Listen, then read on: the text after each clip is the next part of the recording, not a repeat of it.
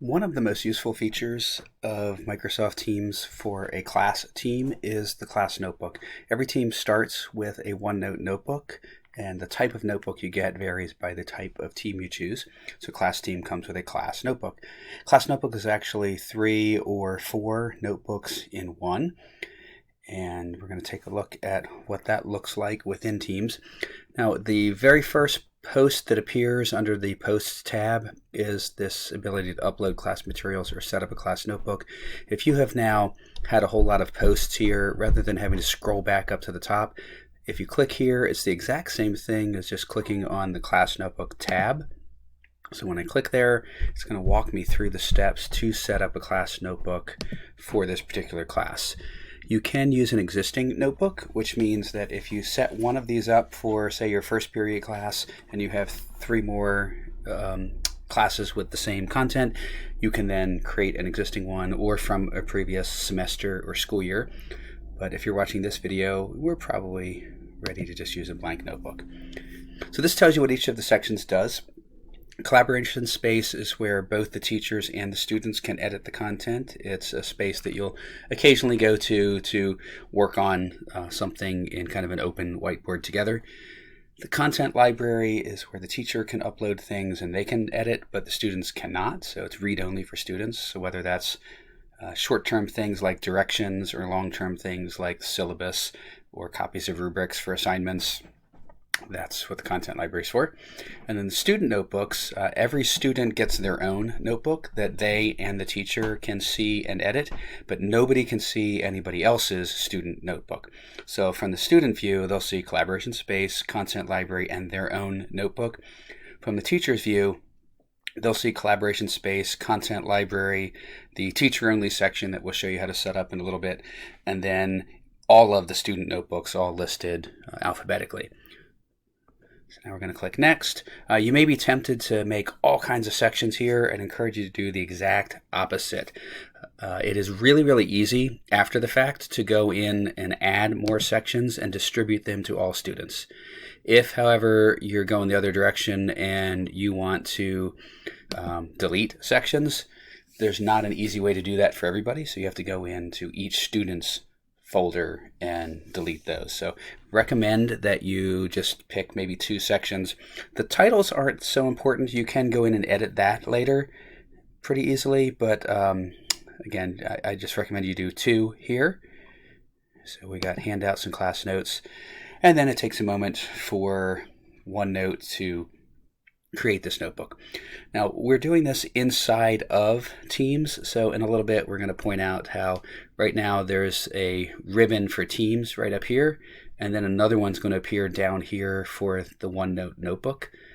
But this is essentially the OneNote Online right inside of Teams. If I need a little more workspace, I can choose to open this in the browser, and that will open the actual online version in a separate window. Everything that opens here inside of Teams has that option. I can expand it to give it a little more real estate, or I can click on the go-to website that will also open it in its own browser. If this was a website or a Sway document here, clicking here will open a new browser and show this there, since this is the Office Online version. If this was a Word document, if this was a PowerPoint, if this is a OneNote, that's what that button does, is opens it in a new browser. So here's our sections. We have our collaboration space and a content library. Again, since this is a new class that I haven't added any students to, this is where those student folders would go. So I would see students listed alphabetically here. And just as I can click here to open and see the content in here, we had, I think, 2 categories that we kept. So if this was one student, I could click here and open, and I would see class notes and homework, or whatever the 2 that we kept there were. So right now, this is just filled with some directions. And so this is essentially like a digital binder. So I'm opening this tab, and inside of this tab I have kind of subsections here, and within this tab I have 2 pages. So just like if I went to another chapter in a book, I wouldn't see the same pages that I would in the previous chapter. So when I am in this section, I see the pages that are in that section. When I go to the next section, you can see it's different pages. So you can add new pages within whatever section you're currently in, and you can add new sections as well. You can also click on an existing page, right-click, and make something into a subpage. And at that point, once I have the subpage selected, then when I click New Page, it's going to keep that format. Okay, so you have a pretty limitless ability to nest here. That means I have this whole notebook with these sections, Actually, this is a section group, so it's a group of sections within this section, and this page within this. I'm sorry, I'm saying this backwards. This page is within this page, within this page, within this section, within this subsection, within this notebook. So you see, just like you can create file folders within folders within folders in OneDrive or Google Drive, that's kind of the same sense here. And if I actually want to bump something back the other way, I can promote it to move over. All right, so this is helpful for organization. But I mentioned that we only have 3 sections here: collaboration space, content library, and you would have your student sections there. We're going to click on class notebook and then come over here to, not connection, sorry, to this button right here, manage class notebooks. This is where you add the teacher only section. This is not like this button here where I can toggle this on and off. This is a one-time thing. When I add the teacher-only section group, it will be permanently added. There's no way to remove it, but I can't think of any good reason to remove it anyway, so not really a big deal. So we've enabled the teacher-only section group. Now when I come back out, you'll see there's an additional section. So I click here to expand my sections. Now I have the teacher-only section. In here will be just some directions on how to utilize it.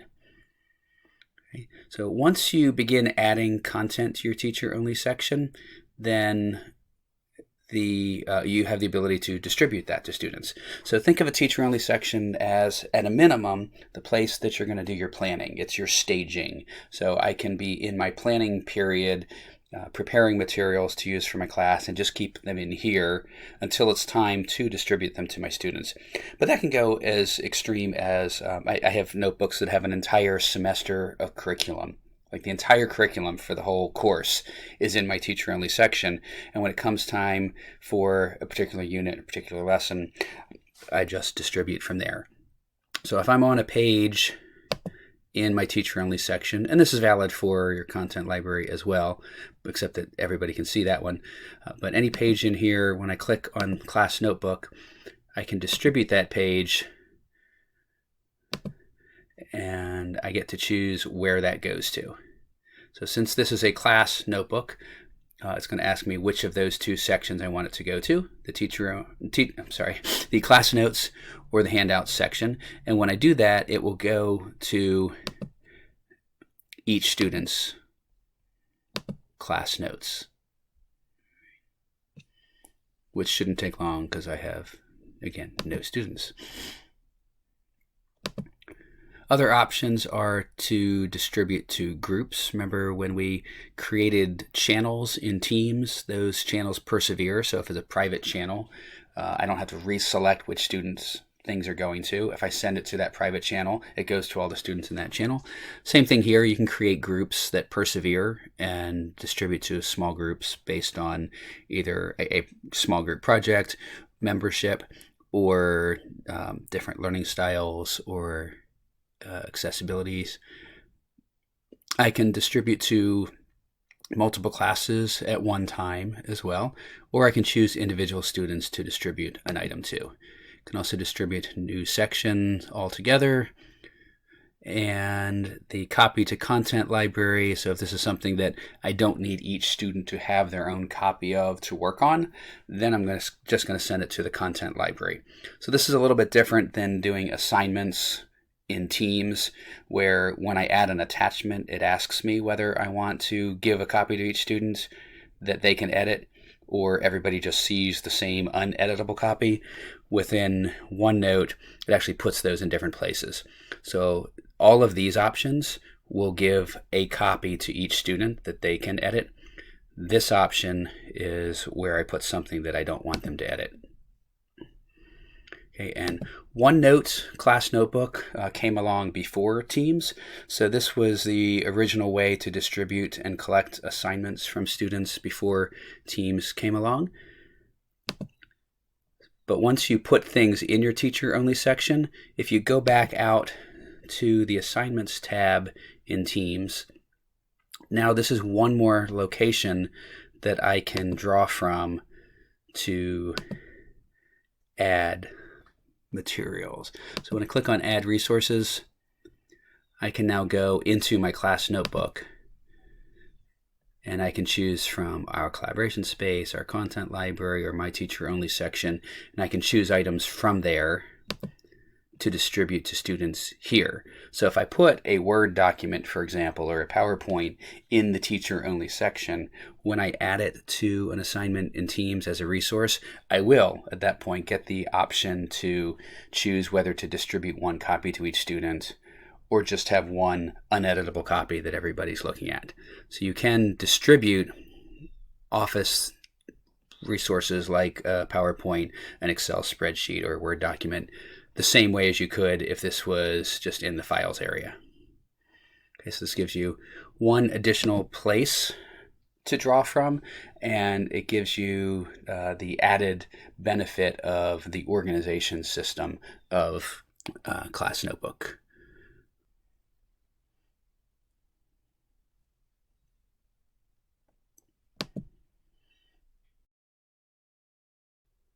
One additional benefit of Class Notebook, and this would particularly come with the content library, is that anything, absolutely anything that you insert into Class Notebook has Immersive Reader built in. And we have another video to talk to you about Immersive Reader, but it is Microsoft's complete reading accessibility suite. It's not just read aloud. It has about a dozen different reading accessibility tools, including translation into about 70 different languages. So anything that you put on this page that is text, whether you type it, whether you can copy and paste, whether you insert an image of text, whether you use the Office Lens app on your phone to take a picture of a textbook or a magazine or a sign on the wall and send it to OneNote, anything you put in OneNote, Immersive Reader will work in. And you get to that by clicking on View and choosing Immersive Reader right here. Like I said, we have a whole nother video to walk you through that. It essentially makes your entire curriculum, all of your resources, makes everything that is text-based accessible to your students because of the reading tools that are built in.